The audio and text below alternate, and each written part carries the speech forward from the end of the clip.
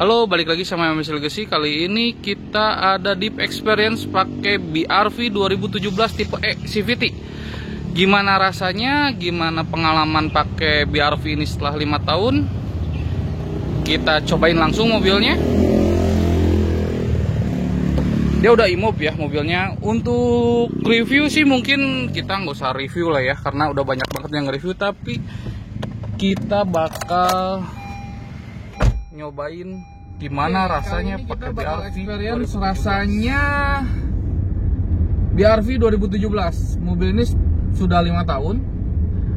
Rasanya sih nggak banyak berubah dari barunya, karena ini mobil juga sebenarnya kilometernya baru 50.000, tapi hebatnya ini mobil belum ada yang rusak dalam artian serius ya. Paling perawatan normal kayak ganti kampas rem, ganti oli matic, sama saat ini ban habis. Karena wajar, 50.000 ban 5 tahun pasti habis. Apalagi mobil ini lebih seringnya dipakai untuk keluar kota. Untuk pengalaman setirnya, experience saya setelah pakai mobil ini beberapa hari, itu lebih di kayak kaki kayaknya udah tingkat penurunan, tapi nggak banyak. Dia masih bisa dibilang 90-95% masih presisi, nggak ada yang aneh-aneh. Terus konsumsi BBM juga masih sangat worth it.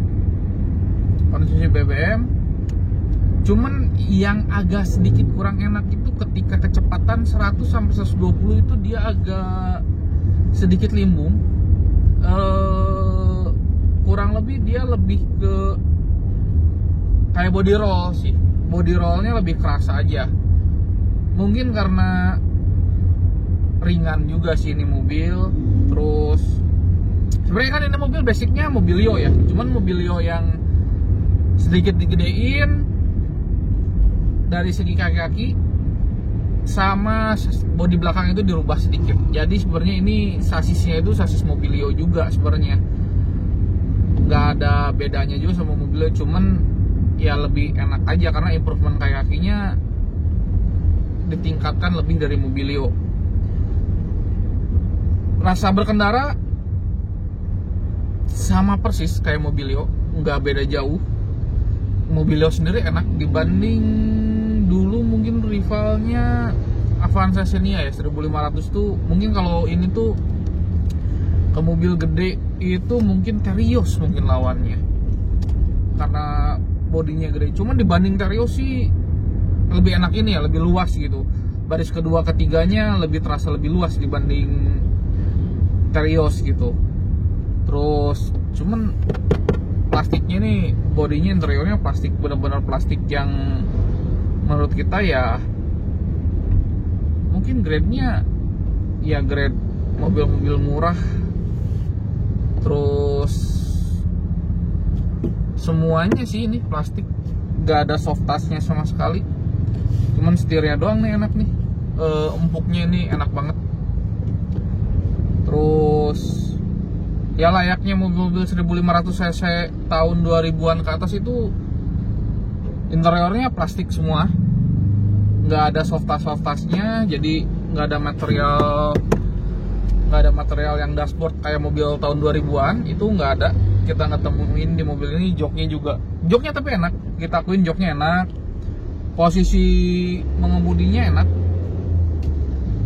Kelemahannya cuman itu doang sih, sedikit limbung di kecepatan 100-120. Sebenarnya rasanya nggak beda jauh sih sama waktu baru tuh, sama aja rasanya, nggak banyak perubahan juga.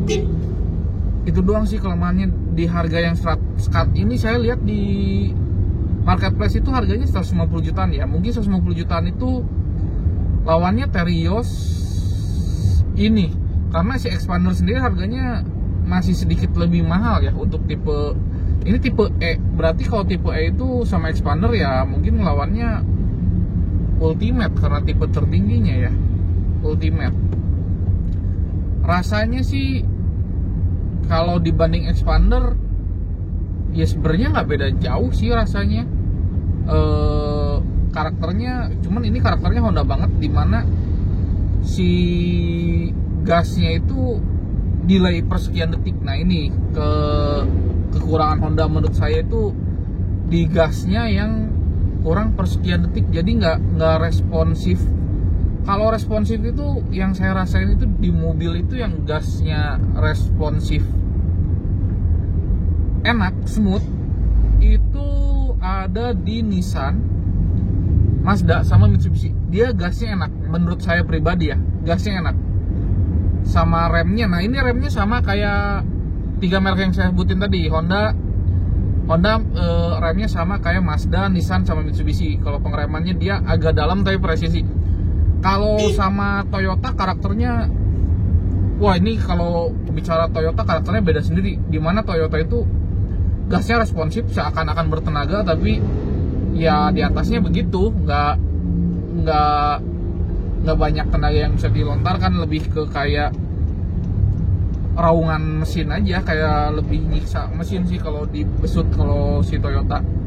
Sama rem Toyota itu oil dikit langsung dek. Itu kalau orang yang biasa pakai mobil-mobil remnya dalam presisi itu pakai Toyota, penyesuaiannya lumayan agak lama. Kayak saya ini kalau pakai Toyota ngeremnya agak harus disesuaikan. Kalau benar-benar beda sendiri sih karakter si Toyota sama Daihatsu tuh beda sendiri karakter gas sama remnya. Ini juga, nah ini kita jalan agak gelombang, masih sangat presisi. Setirnya juga enak karena dia EPS. Si Honda ini hebatnya dia bikin mobil mesinnya sama semua, dari mobil yang paling murah sampai yang paling mahal mesinnya sama semua. 1500 cc, cuman beda turbo sama ditambah-tambahin sedikit-sedikit power. Jadi si Honda ini dia pengen menghemat seal sama part numbernya jadi sama semua. Menurut kita Honda ini worth it dipakai mungkin 5, 10, 15 sampai 20 tahun ke depan, karena mesinnya bakal banyak kompatibel dengan Honda lainnya. Jadi selama ada CR-V Turbo, selama ada Civic Turbo dengan tipe mesin yang sama-sama mirip-mirip, mungkin seal-sealnya juga pasti sama, nggak mungkin beda. Paling packing doang yang beda sama Seher. Jadi untuk persamaan mobil ini pasti bakal banyak banget. Kaki-kaki juga ini sama banget sama Mobilio. Mobilio habitatnya banyak banget, jadi nggak nyusahin juga. Kalau kaki-kaki ngerawat mobil ini kayaknya enak. Sama fiturnya ini mobil nggak banyak. Dalam artian ini mobil bakal worth it dipakai 10 tahun ke depan juga bakal worth it. Kenapa? Karena elektroniknya nggak ribet, nggak kayak mobil-mobil tahun 2010 ke sini. Ini mobil lebih ke fitur tahun 2000-an. Jadi cuman ABS, EBD, AC digital, power window, central lock, folding spion, mode Eco Drive. Eco Drive itu ya itu mode dari ECU sebenarnya. Jadi dia manipulasi kaki kita. Kalau kaki kita sopan dia ekonya nyala, kalau kaki kita nggak sopan ekonya dia mati. Kayak gitu sih, dia lebih ke sebenarnya bukan fitur eco yang benar-benar eco. Terus konsumsi BBM selama kita dilihat di MID, realnya sih kita nggak tahu, cuman kurang lebih mungkin 1.8 sampai 1.10 dalam kota. Luar kota bisa 1.20 topnya. Karena ini tipe Matic pasti sedikit lebih boros dibanding tipe manual, karena cc-nya kecil. Gasnya kita bakal lebih banyak ke gas. Selama experience berhari-hari kita pakai mobil ini nggak ada keluhan, nggak ada yang aneh-aneh.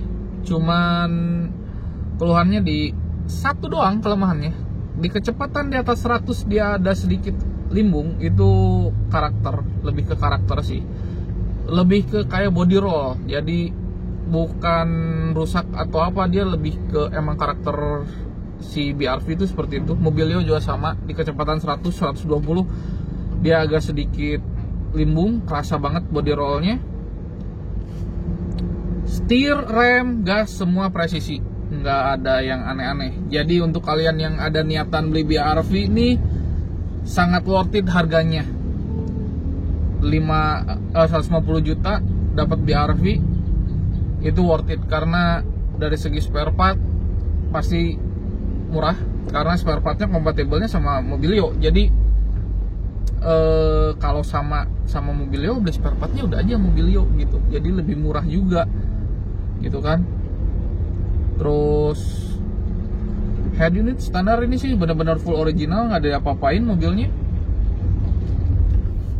Cuman yang saya nggak suka itu dari mobil ini cuman dua, body roll sama karakter ngegas. Jadi lemotnya itu gitu. Jadi per sekian detik, emang sih untuk beberapa orang yang mungkin udah biasa pakai Honda ya emang kayak gitu. Cuman kalau untuk orang yang kayak saya ganti-ganti mobil tuh kerasa banget nih mobil, oh lemotnya lumayan nih sekian per sekian. Jadi kesimpulannya mobil ini sangat worth it di usianya yang sudah 5 tahun, kilometer 50.000, tanpa ada banyak masalah. Mungkin masalah akan ditemukan di kilometer 80 sampai 100.000. Itu paling masalah yang bakal kita temuin. Ya paling banyak sih masalah di kayak kaki ya. Kayak kaki sih di kilometer segitu, sama seal bocor biasanya. Seal mesin. Karena karet-karet seal di mesin itu pasti getas. Di kilometer 80 ribuan tuh pasti mulai pada getas. Terus menurut kita mobil ini lawannya mungkin lebih ke Expander. Kalau Terios dia kelas sendiri karena kita ngebandinginnya Terios itu dia penyempurnaan dari Avanza, tapi Terios yang baru sama Avanza malah lebih enak Avanza nih. Karena kalau pernah kita cobain Avanza yang baru ya, yang model baru itu lebih enak dibanding Terios. Nah itu anehnya. Untuk experience kali ini paling itu doang. Mobil ini plus minusnya udah kita utarakan. Buat kalian yang pengen tahu experience mobil lainnya, kalian bisa komen mobil apa yang pengen kalian tahu experience-nya dari saya pribadi. Terus jangan lupa komen, like, dan subscribe channel ini biar saya makin semangat nih bikin konten tentang deep experience berbagai macam mobil. Jadi rasa-rasa dari berbagai macam mobil itu bakal kita deep experience-in. Kalau untuk review sudah banyak banget orang yang nge-review mobil. Ya mungkin lebih ke deep experience, rasanya nih gimana sih nih mobil gitu, perbandingannya sama mobil apa, itu bakal kita utarakan. Oke, paling gitu aja. Tetap berkendara dengan aman. Sampai jumpa di video berikutnya. Makasih.